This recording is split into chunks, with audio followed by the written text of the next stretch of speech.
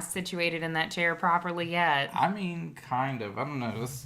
I've got an ass situation going on. I right just here. feel like there is Trying to- so much movement going directly into this mic right now. Hey, it's fine. It's completely fine. They know what to expect. That's right. You're here. You're here. The Haunted Heart podcast. You're here for extensive fiber friction, ass moving around in chairs noises. You're here for strange alerts that pop up out of the blue. Yep. You're here for the sound of ice moving in glasses and slurping. It's ASMR. It's an ASMR adjacent podcast on the macabre. That's what we are. That's our niche. New marketing. ASMR adjacent. ASMR adjacent. New Yes, shirt. ma'am. So hi. It's the Hello. Haunted Heart podcast. I'm Katie. And I'm Kenny. And you're you. And we wouldn't want you to be anything else. Well, I don't know. No, you have to love them the way they are. That's true, I guess. Mm-hmm. So, Katie, what are we feeding the children today? Oh, I like your pun. So this week we're going to talk about, so Kenny and I, as I'm sure, there's another random sound again for you to enjoy.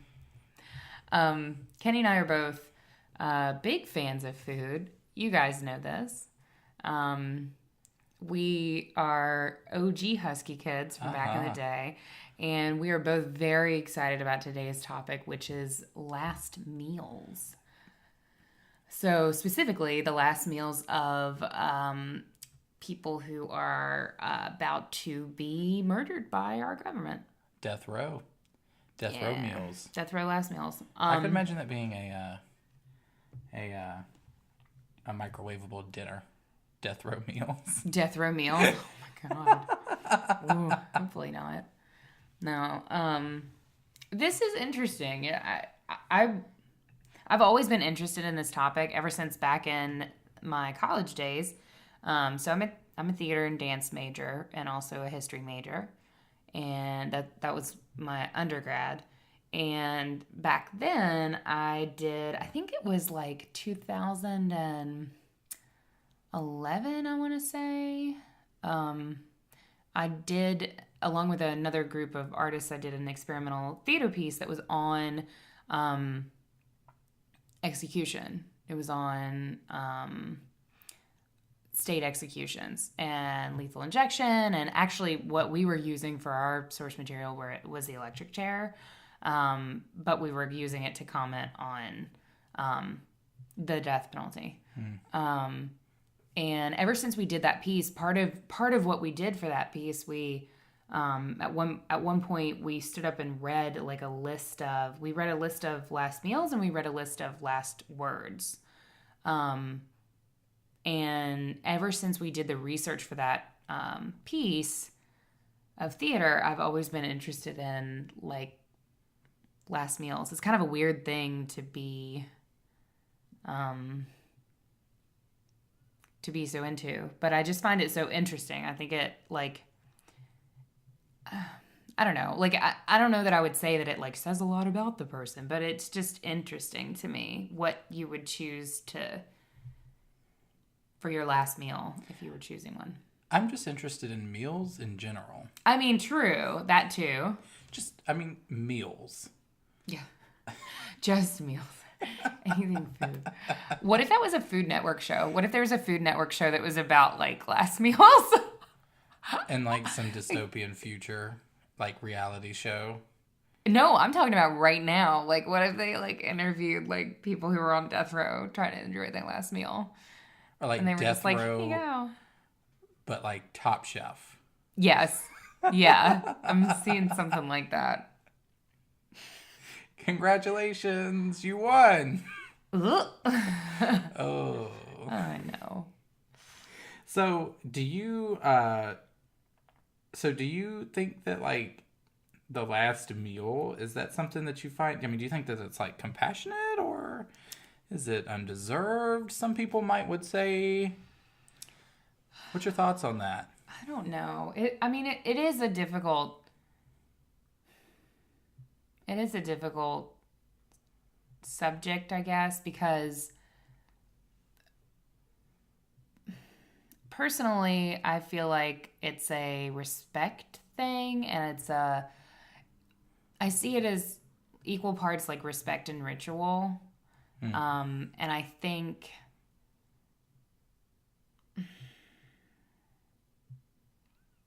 I don't know. I lean more towards the we should do that side of things than the undeserved side of things because, but then you think about somebody like Richard Ramirez who was horrible and you're like, well, fuck that dude. Like, I don't want him to have any moment of enjoyment when he's in prison. But I don't know. Well, It's... For me, I think that it's more... I just find it to be really symbolic. Yeah. You know? You can look at this and sort of take it even back to, like, depictions of Christ in the Last Supper. Mm-hmm. You know what I mean? So it's... Not to say that people who have committed terrible crimes who are on death row are Christ-like at all. But... Well, no, but that's why it's symbolic. It's Yeah. the Last Supper. Yeah. It's the last meal. Yeah. And, you know, food is what keeps our bodies nourished and able to function, so it sort of makes sense that you meet death, in a sense, with what has kept you alive. And it could also be seen as a symbol of, like, peace between the condemned and the executioner, so that they could get some closure. And there's actually a warden in Louisiana that's famous for actually inviting the condemned prisoners to have their final meal with him. I think I may have read about that guy, actually. So it just brings back... I did read about him. To me, it just strips everything away and brings it back to the humanity of the person, regardless of what they've done. And, you know, some of these people, you know, were guilty of truly heinous crimes. And I say some because there are those unfortunate souls who were innocent, that have been put to death, I'm sure.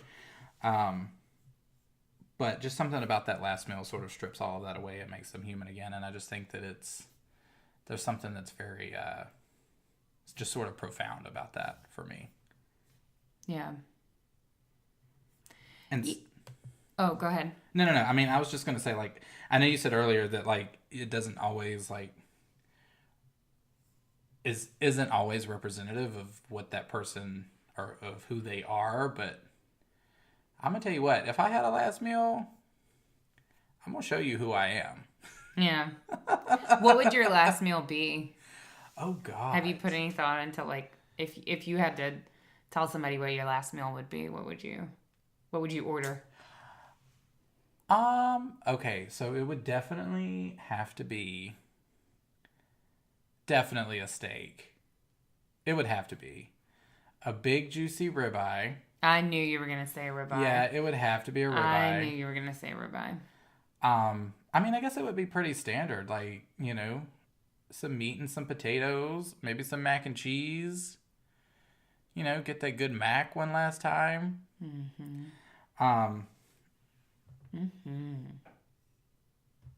And I don't know, for me, it's, I don't know, it's really weird because, as I'm sure, you know, as we have stated, we are both husky children, right? Yes. So, we have, or at least I, and I'm fairly certain Katie has too, we grew up under the, you know, the notion that you finish your plate, right? Yeah. You finish your food. You finish your plate. You know, for me, like, you know, coming from a single mom household, like, girl, I didn't know when I was going to get that good food again. You know what I mean? Like, I was just trying to, like, my mom, make like, sure to trained take care of it. Finish your meal. And, like, so I mean, which of course is why I now am a husky kid because I was forced to finish my meal. Like that just wasn't a part of. But what's your point? Sorry, did I lose your point with the finishing meals? No. We do both like to finish meals. I do like to finish meals, but I think because I was reading up on some of these last meals and these criminals and whatnot, and there was actually one that just really stuck out to me. Is like probably one of my favorite last meal moments. And this was a guy by the name of Ricky Ray Rector. And he shot and killed a police officer before attempting to blow his own brains out. But he, as part of his meal, he had requested a pecan pie, but didn't eat it. I respect that. Yeah, but he didn't eat it. He instead, he said that he was saving it for later. And I don't know. I feel like if I was ever on, like, I feel like that would be something that I would do. I'm so used to, like, making sure that I finish everything because I'm not, I don't know. I have this, like, this weird phobia of, like, oh, I don't know when I'm going, so I might as well, like, enjoy this pecan pie now. You know what I mean? Let me eat all this food. Let me eat all this food because I don't know if I'm going to be able to do it again. Who knows? I could get out in a car. I could get out in a car and die in a wreck. And then what? I just left that good old piece of pecan pie sitting there. No, I'm going to consume it. But if I knew what was going to happen next and I knew that was my last meal, something about me thinks that I would take it and just be like, I'm going to save that for later. I don't know. I resonated with that and then somewhere. I would eat it. And then I would eat the whole thing. And then Katie eats it all. You're like, well, he's not.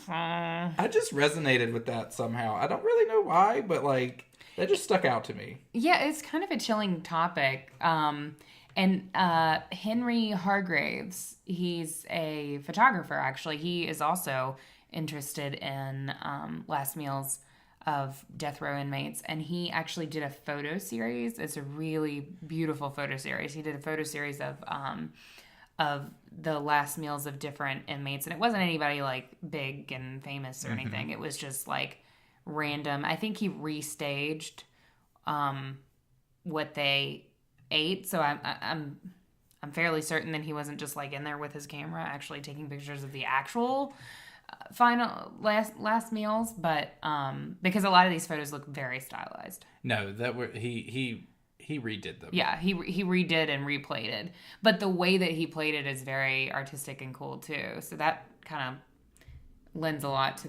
the subject. But one that he captured that was actually his favorite, and it was one of my favorites, was Victor. I'm gonna murder his last name. It's fun. Victor Figueroa. Yeah. Do you know this one? Yeah, I read about him. Yeah. Victor Figueroa, he was 28 and he was put to death in Iowa. He was sentenced to death for kidnapping and murder, and he ordered a single olive with the pit in for his last meal. And Hargraves, the photographer who did this whole photo series, he said that this one was his favorite. The series is called No Seconds, if you want to check it out. But Hargraves said that the olive photo was just such a polarizing image. He said we tend to think about last meals as if it's something that's going to be totally gluttonous, and then he just has a single olive. You know, it's so simple, beautiful, and kind of final. It's like a full stop at the end of life, which is interesting because the olive is kind of like a period at the end of a sentence, you know? Yeah, and he I think he said, didn't he say something about, well, the olive is in itself is a symbol of rebirth. Yeah. And I think he asked to be buried with the pit of the olive. Did he really? Yeah. He asked. Yeah, he asked to be buried with it, in his shirt pocket. Do you know if they fulfilled that? I'm not 100. I don't know. I don't know if they did or not. But yeah, he was buried with the pit in that olive, which is. Or he asked to be buried with the pit of the olive. Yeah. He asked. Yeah. Interesting. But again, I think that that's still like going back to the last meals, like you can definitely make a statement either about yourself or just in general.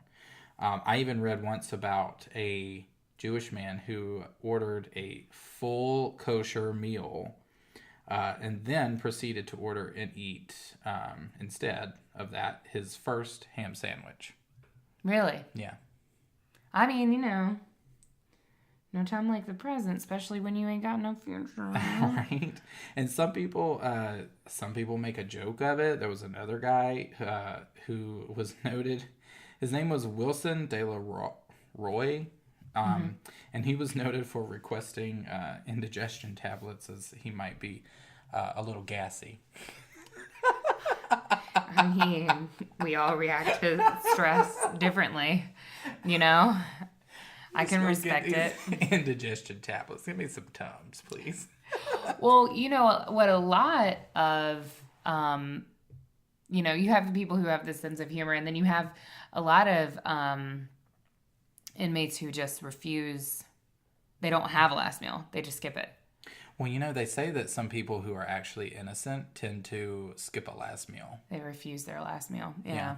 The other thing that happens a lot is they'll order like the number of desserts of people that are on death row currently, and then they'll share. That's the thing, and that's kind of one of those things that in reading about it, the prison authorities kind of, it's not allowed, but they kind of turn a blind eye to it because they said that that's a way that they can kind of help keep the rest of the inmates calm when, one of them is going up for execution. Yeah. Because a lot of times, obviously things get pretty tense, and that's a way to kind of keep the peace. Yeah. So... Would you agree with that assessment that it would, make a statement if this person didn't, or if they just refused a meal, that would sort of lend some sort of like, especially if they had maintained their innocence throughout the whole thing and then were still found guilty and then, still refused it. Like, does that make you Not necessarily, because I feel like I don't think that act in itself would be a determinant of that. Like, I think plenty of people would refuse their last meal, whether they're guilty or not. I mean, regardless of whether you're guilty or not, you're still going to die. It might say that they're not a sociopath, or it might say that they're like sociopath 2.0 because they're like twisting it even more,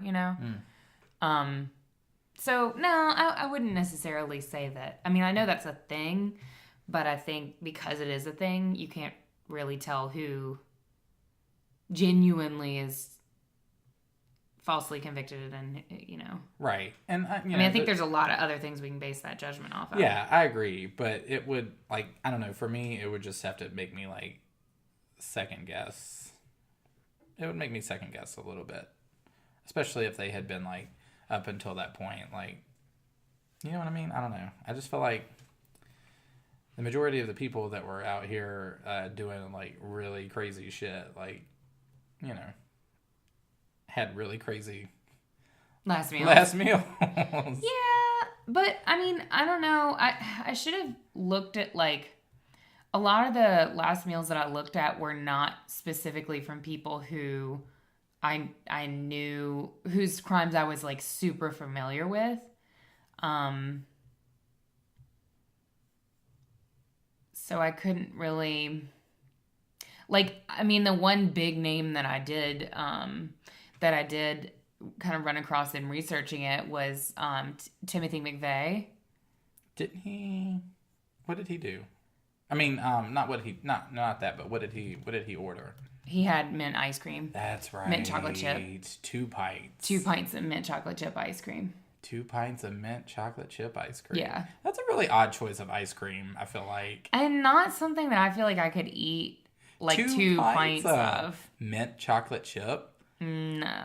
Yeah. I think, yes, sir, you are insane. Yeah. No, I don't think. I mean, he's insane for many reasons. Oh, I do have Ted Bundy. That's right. That's a name. That was a guy. Do you know him? That guy? He's kind of the worst Ted? ever. Yeah. Ted, you know? So, Ted ordered. He had. He didn't order a special meal, so he rejected like in certain states, and it does vary wildly by states, but a lot of states will offer inmates the option to kind of choose a special meal. So all the last meals that we've talked about so far have been like the special meal, but they can decline the special meal, at which point they are served like the regular like last meal or whatever. And that is like during the time that Ted Bundy was executed in 1989, all the last meals were kind of the same. And it was steak, so you're good with that, and eggs. What type of steak? It doesn't say.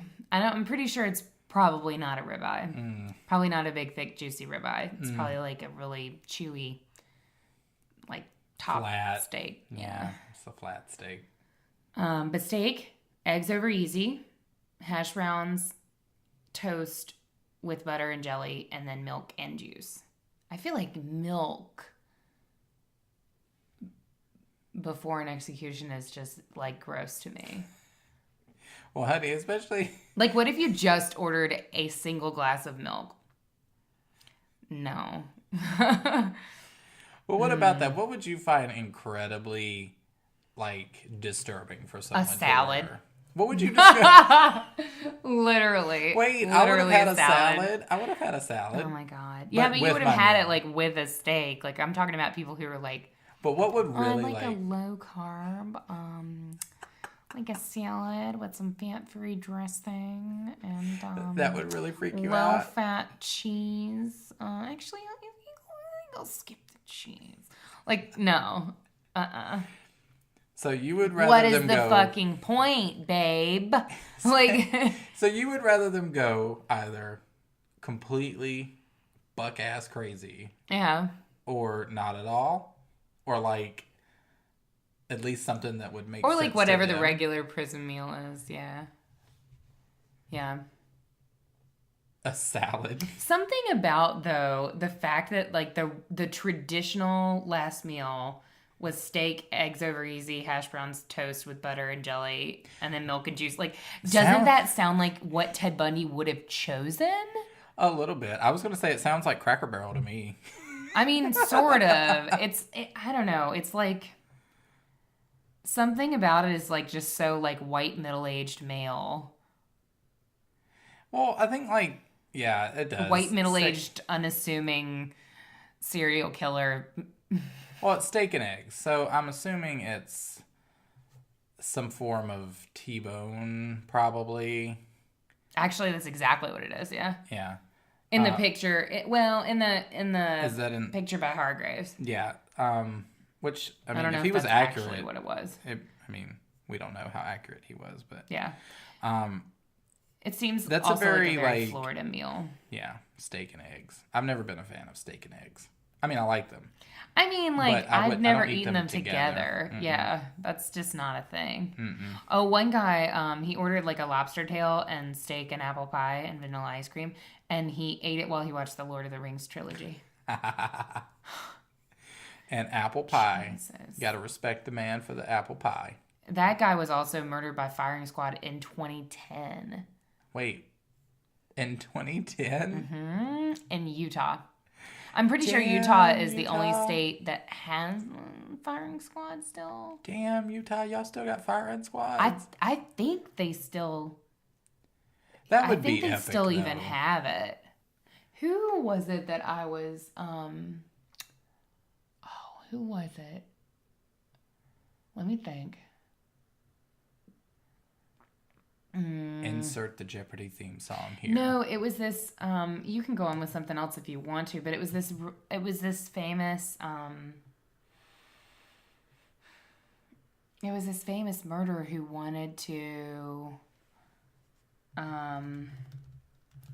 Now you get to hear the lovely sounds of my typing. This is the behind the scenes research. It may have been William Bonin who he actually like William Bonin, the freeway killer, he or anything like that. Like, he wanted to go that way. That sounds very epic. I would just be afraid that, like, it wouldn't kill me immediately. Like, I'd just be afraid that I'd get hit in, like, every other place that wasn't a critical part, like, and just be laying there, like, just bleeding out. But other than that, I mean, it would be pretty epic. Like, just take me now, spread my arms out, just go. I don't think so. I think it would be, like, very... Is it better than the electric chair? Yes. So you would choose that over the electric chair? Yes, for sure. But there's actually a really interesting, this is like way out in left field, but there's a very interesting story about Dostoevsky, the Russian writer, which is like, again, totally way off in left field. But Dostoevsky, he got into trouble with like the Tsar or something. And I don't remember exactly what kind of trouble it was, but I know that he, at one point, like he was lined up in front of, or I guess a firing squad lined up in front of him, and he was like literally about to be executed when this messenger from the Tsar like rode up on horseback and like brought a message to the executioner and was like, "No, man, like just call it off, JK." And like it was literally like right before they were about to like fire on him, and like just the tense like anxiety of those moments before, like when everybody's getting set up and ready to shoot you, and the fact that it's like you by yourself unarmed, and then like all these people, like that concept is like, I feel like it would be too much. They wouldn't have to shoot me because I would just die of a panic attack. Like I would just have the biggest anxiety attack ever. So, you know, I guess they could save money on bullets with me, but Honey? No, I could definitely say I don't know. You couldn't. I mean, I would run for sure. Like, let's be real. You would just go off. Y'all know I would run. Yeah, for sure. And then they just have to like shoot me in the back. Like that's how that would go. But who else do we have? What other famous ones do we got over there? I don't have any other like super duper famous ones, but there was one. I think you will respect this choice of meal. It was Alan Lee Tiny Davis. He was 54 years old, and he was executed in Florida. He was executed for robbery and 3 counts of murder, and he was executed by in the electric chair in 1999. Which is crazy that we still had the electric chair in 1999, like that was still a thing, because that's horrifying. But he had lobster tail, fried potatoes, half a pound of shrimp, 6 ounces of fried clams, half loaf of garlic bread, and a 32 ounce of A&W root beer. Ugh, everything except the root beer. I mean, I like root beer. But I must say that must have been a very stinky execution, considering all the seafood that was inside that man, and then to put him in the electric chair. Ugh. Well, how about this lady for you? Velma Barfield. I like the name. Velma Barfield. Convicted on December 2nd, 1978, for the murder of Stuart Taylor. She was sentenced to death. Her last meal was a bowl of cheese doodles and a Coca-Cola. What do we think? What's your thoughts on that? A bowl of cheese doodles and a Coca-Cola. I don't like the Coke, but I am a fan of the cheese doodles. In my day, I have demolished many bags of cheese doodles, and I've never met one I didn't agree with. You've never? I mean, I have. There was actually a really interesting one that was part of Hargrave's pieces, part of his No Seconds series. It was Ferdinando Nicola Sacco and Bartolomeo Vanzetti. They were 36 and 39, and they were executed in Massachusetts in 1927 by the electric chair. their meal, I guess they ate their meal together. I don't. It didn't really specify, but they had their meal was soup, meat, toast, and tea.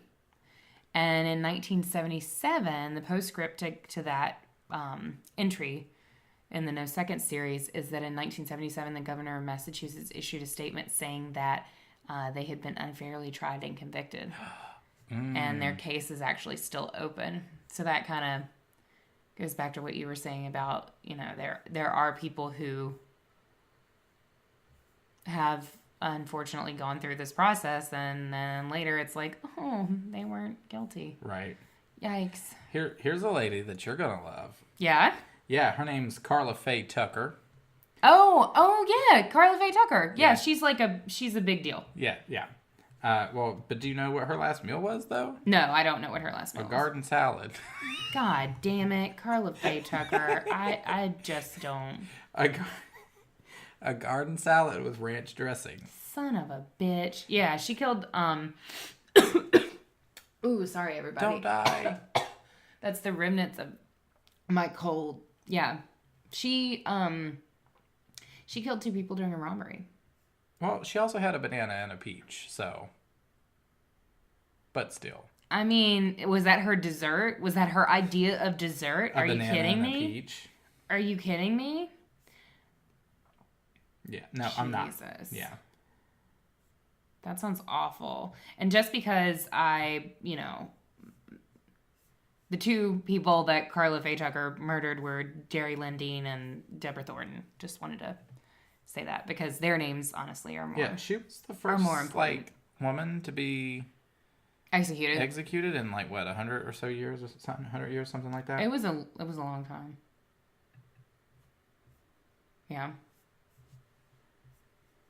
So much ASMR they're getting on this episode. Oh, I know. Tell me about it. Well, a really good one was actually this. His name was Adolf Eichmann. He was, tried and sentenced for war crimes for the Holocaust. Are you sure it was not Adolf II. Hitler? No, his name was Eichmann. He was like a big guy. He was pretty much was he responsible for the actual setting up of the death of the concentration camps and all of that stuff. Mm-hmm. But anyway, he escaped for a while, but they ended up catching him. His last meal, and he was never apologetic about any of it. Obviously, I mean, he eventually he was his attitude was very much this is what was going on, so this is what I did, but whatever. This is one of those where I'm like, what? This is one of the ones where I'm like, did he really need a last meal? Couldn't we just be like, back off? Well, well, it's really his last meal was a bottle of Carmel, a dry red wine from Israel. That's the only thing that he had. I mean, you probably should get about drunk, to be real. I left that out of my last meal notes of what I thought I would order. But I forgot about the wine. I should put that in. I don't think they don't typically let you have alcohol. I mean, how about I just stay out of jail and drink as much alcohol as I want if I don't die of the freaking consumption first. Mm. And John Wayne Gacy. Which is looking likely. You know that guy. I mean, yeah. Do you know him? Oh, no.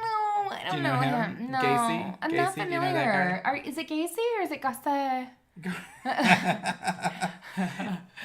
He requested a dozen fried shrimp. Small boy.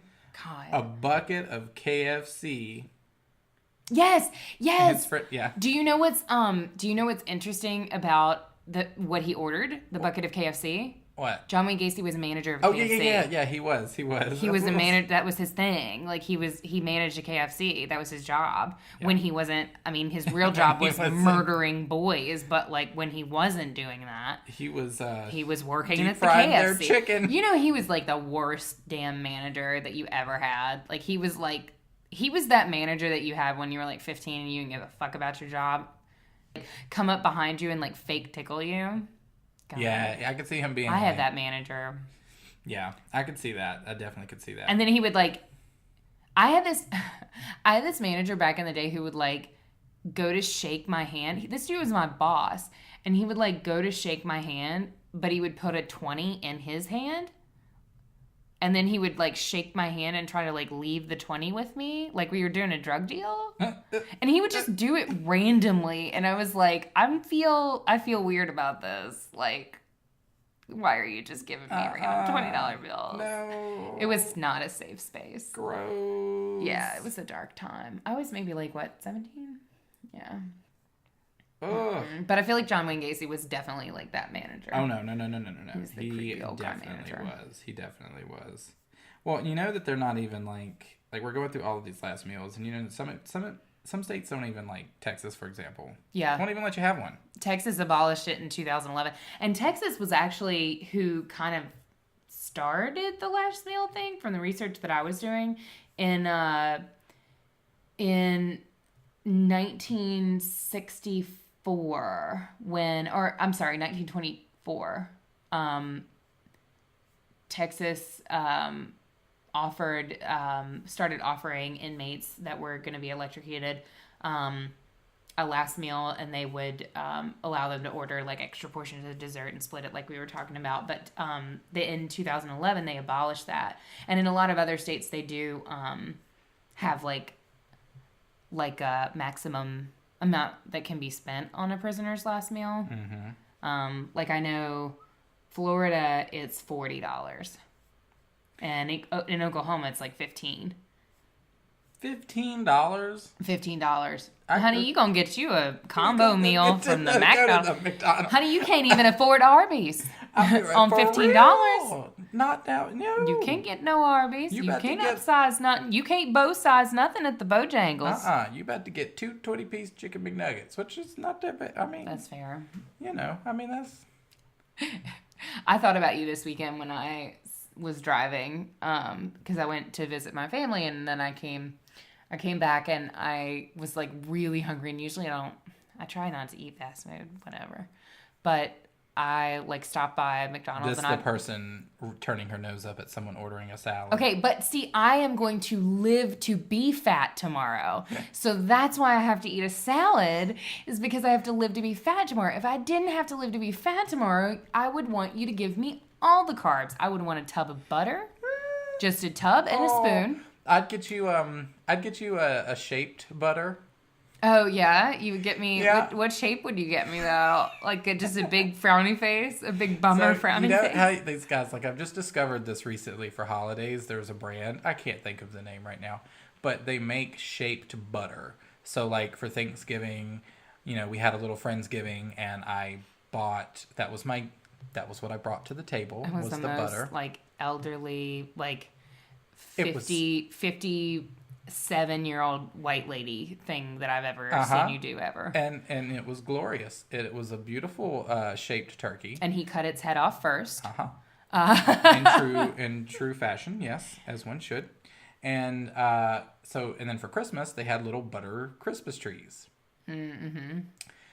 So I would get you. Get that. What if I ordered like 8 butter Christmas tree? Ooh, you know what would be good? Those it's like the little Debbie cakes of the Christmas tree that are like white.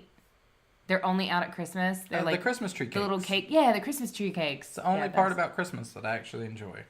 I don't think I actually enjoy the. I like the white fudge Oreos. Damn, them things are good. They're so good. I like the Christmas tree cakes. They're good too. They're good because they're like nostalgic, but you bite into them and it's kind of just like air. Yeah. So, but no, I would be like having some mac and cheese. I would be having a tub of butter. I would be having pecan pie for sure because it's my favorite. I would order a Domino's chocolate brownie because you know I love those. And they would probably fucking burn it like they do every time, and they would piss me off. You would be. I would order it slightly undercooked because it really doesn't fucking matter if I get salmonella. slightly undercooked. I don't know. I would get cookie dough for the same reason. Because it doesn't Not if matter you if were I in get Utah. salmonella. Not if you were in Utah. Why? So they have the $15 max. No, What's no, that? no. That's Oklahoma. Oklahoma. I Sorry, don't know. Utah. Utah probably hasn't. Sorry, one, too. Utah. In Utah, in the. The cookie dough. Yeah. I thought you were gonna say don't order the cookie dough in Utah so that you can run more effectively from the firing squad. No.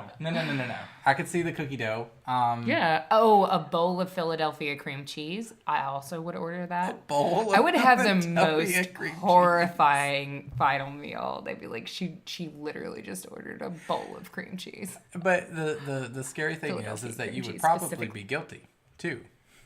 Why? I'm just For saying. whatever it did? Yeah. And you know it's true.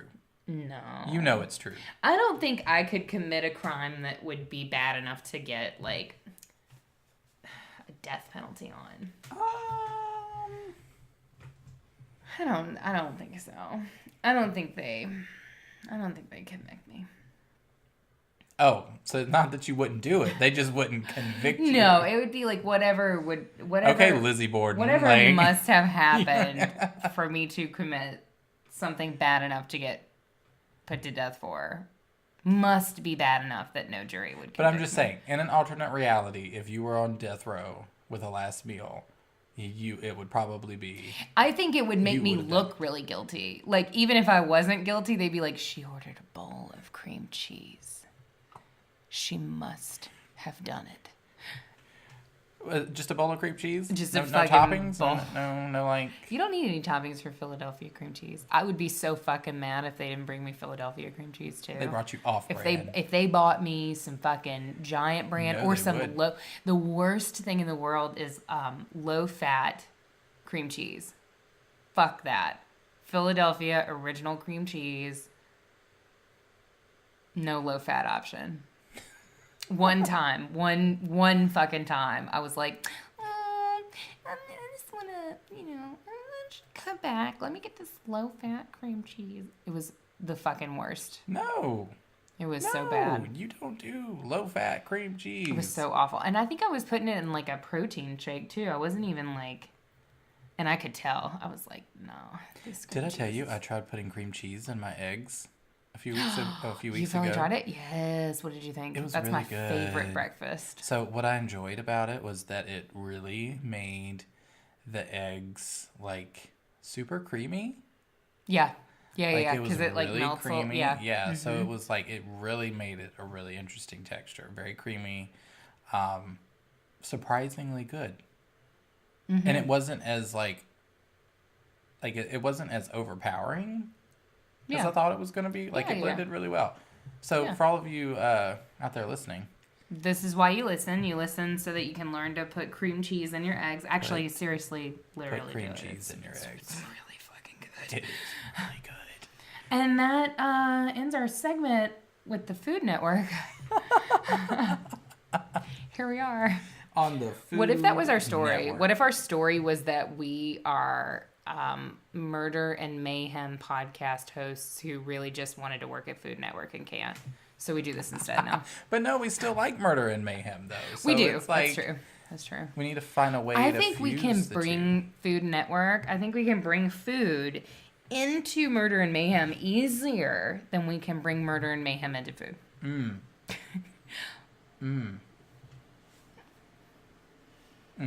So far, we haven't been able to convince the Food Network to give us a show so that we can talk about John Wayne Gacy while we're making like a breakfast frittata. But I mean, but think about it.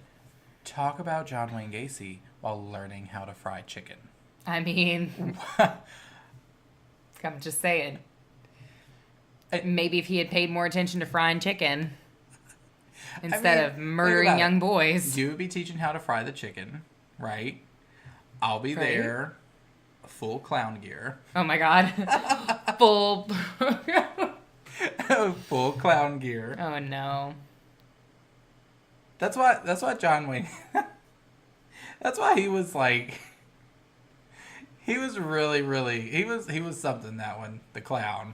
He was a piece of shit. Like, we should do an episode on John Wayne Gacy. John Wayne Gacy makes me so mad because he was just such a fucking asshole. Like there are some killers who, like, when you dig into like their story and stuff, and like you learn about their backstory and you learn about like their like issues that they had, if they had mental issues and stuff like that. It's like you, not to say that anything is ever an excuse, but like you learn more about them, and there are certain people, I'm thinking of Jeffrey Dahmer in particular, where personally, from everything that I've read about Dahmer, I mean, Dahmer had some terrible crimes, and nothing excuses him from that, but he really was isolated, and everyone around him just kind of left him to his mental illness, and he didn't really have any help. Gacy was just a fucking self-important piece of shit who wanted to be a politician and probably would have been a fucking perfect politician. I just like the clown get up. His makeup actually is quite terrifying, though. Uh-huh. It like, really is. It's so much scarier than, like, any other clown makeup. Well, he was the one that nobody really, like, expected. Except for everybody kind of... We have to do an episode on him, because, like, sort of nobody expected him, but also everybody expected him. Like, his whole thing was people would come over to his house and watch snuff movies with him. Yeah. Like, he was... All signs point to... Snuff and... Murdering the youth. Want to come over for some snuff and murdering you? Yeah, like, no, I'm good. I'm good, John Wayne. I'm okay. You good on the John Wayne? I'm all right. Insert Lady Gaga. Oh my god. No. So, I mean, we have veered so far from our topic. I don't think so. I mean, we're talking about the people that had the last meals. They're sitting here and, you know, they're, like, having their last meals, what's going through their mind. You got to think, like, okay, they have to come to some sort of conclusion with, all right, so this is what I've done. Can't take it back. So they're just going to sit there and enjoy their last meals. And then, you know, and then go and die. I don't know. I think, I always think about Eileen Wuornos, period, end of the sentence. I always think about Eileen Wuornos. No, I always think about Eileen Wuornos and, like, how by the end of that, by the end of the whole ordeal, like, she was on death row for so long, and people would always, like, bring up her case, and they would use it politically and, like, all sorts of things. And I think, like, by the time she was, like, being executed, I watched the interview that a documentarian who I think was, I mean, he wasn't close with her, but I think he had done a couple documentaries on her, and he had a brief interview with her the day before she was executed. And, you know, I mean, she just seemed so over it that, like, I think at that point she was just ready to go. And there's a lot of speculation as to, like, was Eileen telling the truth? Was she not telling the truth? Did she just want to hurry up and speed her execution along? Like, what, you know? I mean, clearly she was very, very, very sick. If you look at the facts of, the case, but if you also look at, like, her whole, all of her statements in prison and how she went back and forth on stuff and how she then talked about how the police were... Eileen Wuornos claimed that the police knew about the first murder and didn't arrest her, and instead, like, made her kill all these other people, and, like, they were using sonic pressure in her jail cell, and, like, all this stuff that was, like, indicative of, like, some pretty severe mental illness. And I think at the point of her execution, I think she was just kind of ready to go. And a lot of looking at last meals kind of brought up a lot of prisoners' last words, and the most common kind of ending of their last words were, "I'm ready." So, I mean, death row's got to be pretty shitty, so maybe you are... What would your last words be? I don't know, dude. I'm so talkative. You just talk your way out of the death sentence. I just keep talking. There actually was this I was looking at a bunch of different, like, collections of, like, prisoners' last words or people who were being executed's last words, And there was this one guy. Who he literally had paragraphs and paragraphs and paragraphs and paragraphs. I thought I was never going to get done with his statement. It was so long. I should have written that guy's name down. But I'm just going to keep talking till the day I don't know. Till, like, forever. I don't know that I would have I will any start last with words. day one of my life. Day one, I was born unto the world. And I would literally go through every single day. I don't think I would have anything to say. You over there be like, what's your last words? I ain't got shit to say. I wish you guys could see like the eye thing that Kenny, the crazy eyes Kenny just gave me. I ain't got shit to say. I don't know. I don't know that I would say. I think it would depend on the situation. If I was innocent and like was being put to death for something, I don't know. I probably would end with something like just a good, fuck off, or something like, I don't know. I don't think it would be like long or drawn out or like dramatic. That's not really you. No, Yeah. It wouldn't be long or dramatic. It would. You know what my I'd last be words, like, you know what my words would be? What? I would say, subscribe, rate, and review to the Haunted Heart Podcast. Now on iTunes. That's what I would say. The final last words would be Miss Vanjie. Miss Vanjie. Actually, yeah. Yep. Miss Vanjie. Miss Vanjie. Vanjie. And then just kill me. You were so upset about it.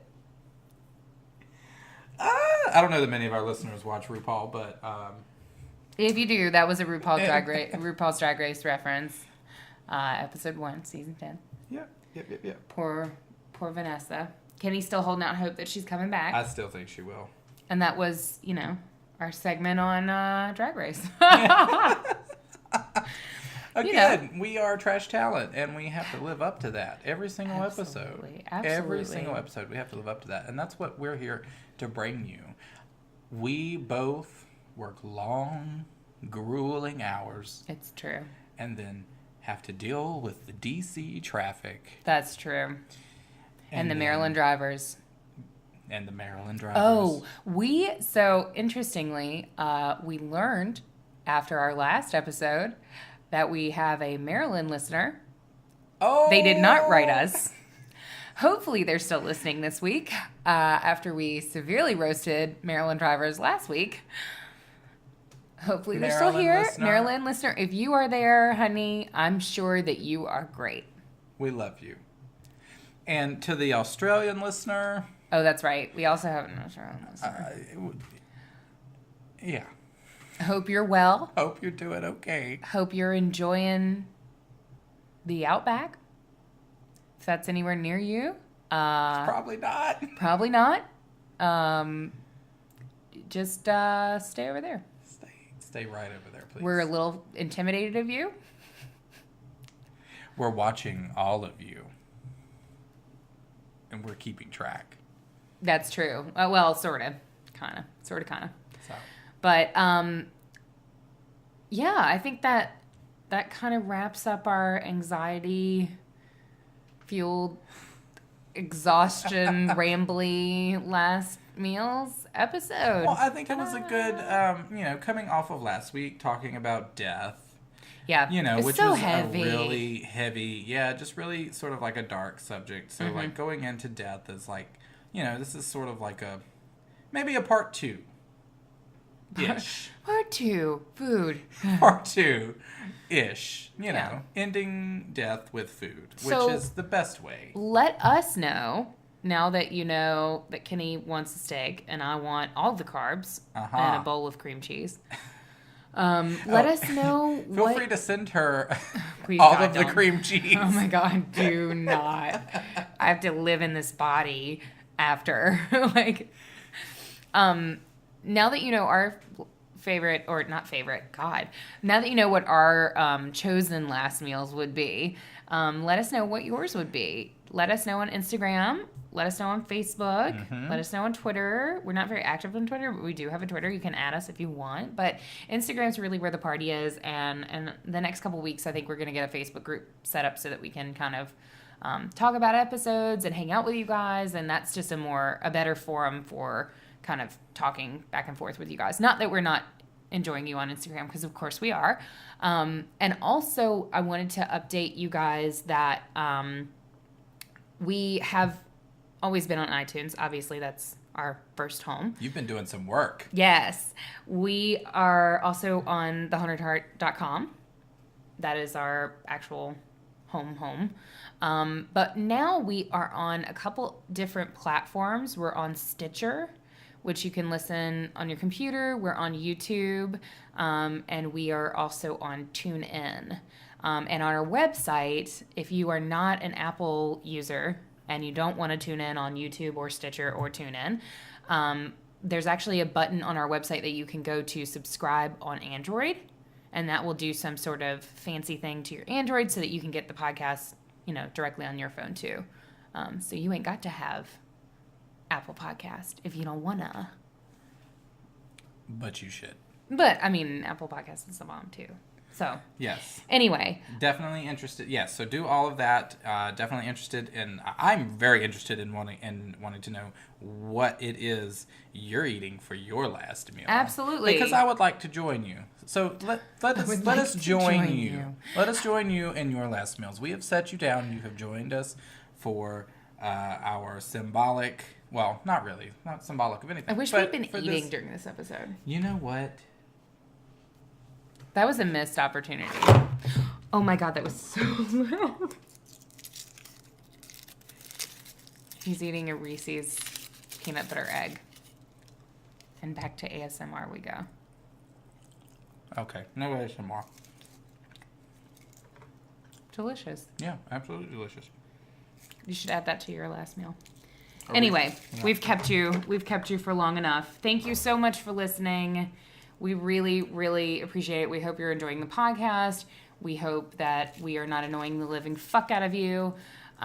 We hope that you will be back next week, and we will be back next week. And until then, stay spooky.